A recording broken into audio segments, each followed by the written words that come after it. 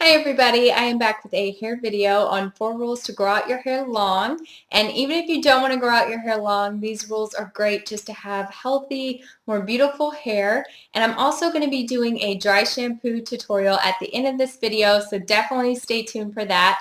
But I have many a times tried to grow out my hair long, and sometimes I've been successful and sometimes I've failed miserably. But of all these times, I've definitely learned many tips and tricks to grow your hair longer. So let's go ahead and begin. First with my rule one, in case you all are wondering what is up with my hair, it's trying to learn to embrace and love your natural hair. Now I know this can be very tough. I don't like my hair natural. I'd much rather use hot tools and get the desired look that I want, which, is either really straight or really curly or sleek and more put together, which when it's natural, it definitely doesn't look like that for me. So that's why I usually like to use hot tools and I don't want to embrace my natural hair. Now, when I was growing up, my dad always loved my hair this way and he would tell me that all the time. He couldn't understand why I was constantly straightening or curling when he liked it just the most simplest way it was to style. And it just goes to show people can really love things about you that you might pick apart. And we see ourselves every single day in the mirror, so it's the easiest to pick apart the things that are natural that we can't change.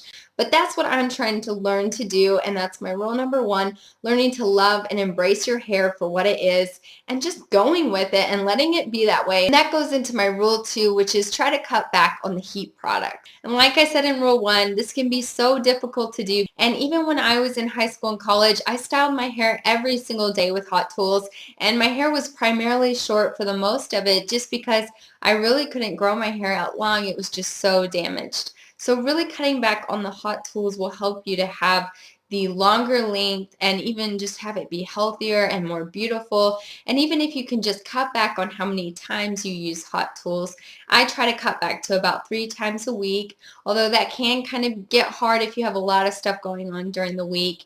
But that goes into my third rule, which is try to invest in a really good heat product and conditioner.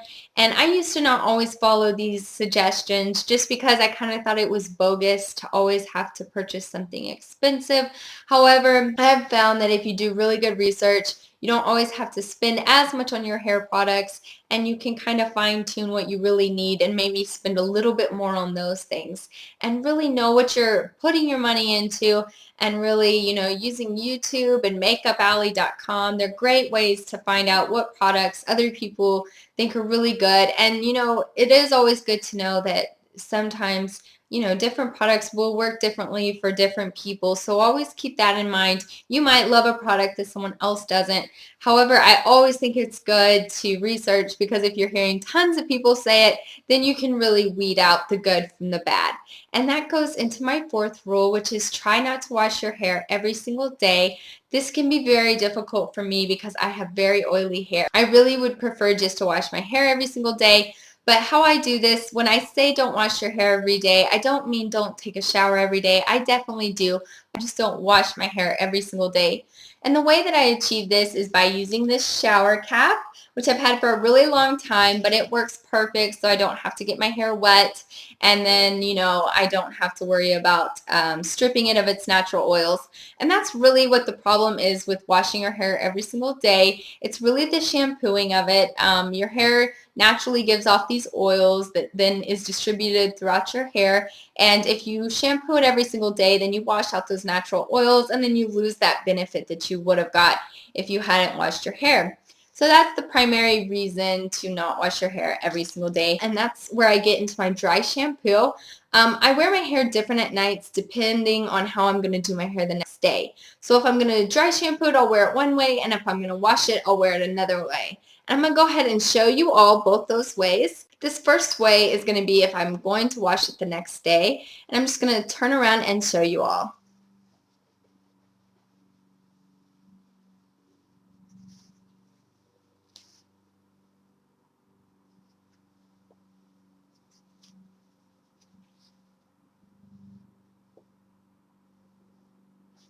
And then I have my lovely bangs all down and crazy. But when I go to bed at night and I'm going to wash the next day, this is how I would have my hair. And I usually will pull this scrunchie down just because when I go to sleep at night, I don't like anything behind my head when I'm sleeping. And I know these are really soft, but I can still feel them. So I just have to pull it down like that so I just don't have anything behind my head. And if I'm not going to wash my hair the next day, I will put my hair up on the crown of my head. And the reason why I do this is because since my hair is so flat, this allows for the roots to stand straight up at night, and then when I take it out, it has all this body, but I'm just going to go ahead and flip my head over and show you all that. Well, I know this looks all beautiful, but this is how I would wear my hair if I was going to dry shampoo it the next day. But I'm just going to go ahead and cut till tomorrow, so see you all then. Hi everybody, I just woke up a little bit ago and my hair is crazy. I'm going to be doing my dry shampoo tutorial, and the first one that I usually use is the TRESemme Fresh Start, and this is the spray form, and it's for more straight based hair and oily to normal. And then I also have the foam one, and this is for curly based hair but for dry to normal hair as well. And I'm almost running low on this. I'm not exactly sure how far I'm going to get with this one. So I'm going to use this one as well just so I can do them together so you guys can get a good sense of how the dry shampoo works. So let's go ahead and begin.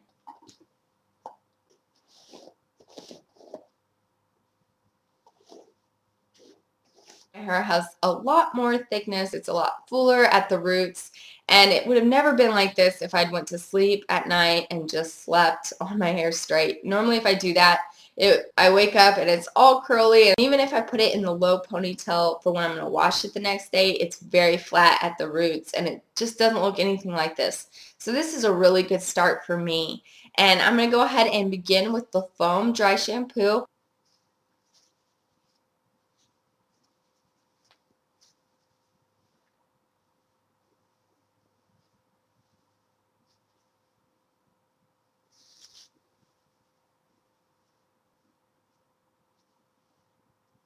So now I have the first part done. Now I'm going to use the spray dry shampoo, and I'm just going to put this right where my roots are. Sometimes I like to lift my hair and put it under my roots and under the back parts.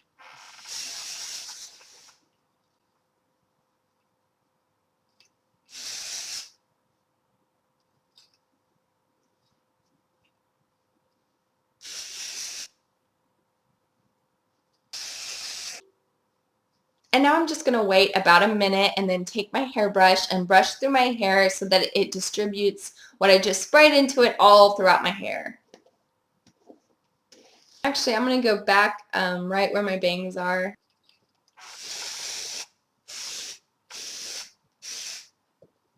But I'm going to go ahead and brush out the bangs now. Well, this is how my hair looks when it's all done, and I think it looks really nice. It looks like I've washed it, and I don't need to do really much to it. If I wanted to run a straightener through it, that would make it look a little bit more polished, but I could even skip that if I wanted to. So for me, dry shampoos work really well since I have oily hair. So let's just go ahead and cut back to yesterday. Thank you all so much for watching my 4 rules on growing your hair long and also my dry shampoo tutorial. I have lots of fun new videos coming up that I just can't wait to share with you all. So definitely stay tuned for that and have a wonderful day. See you guys next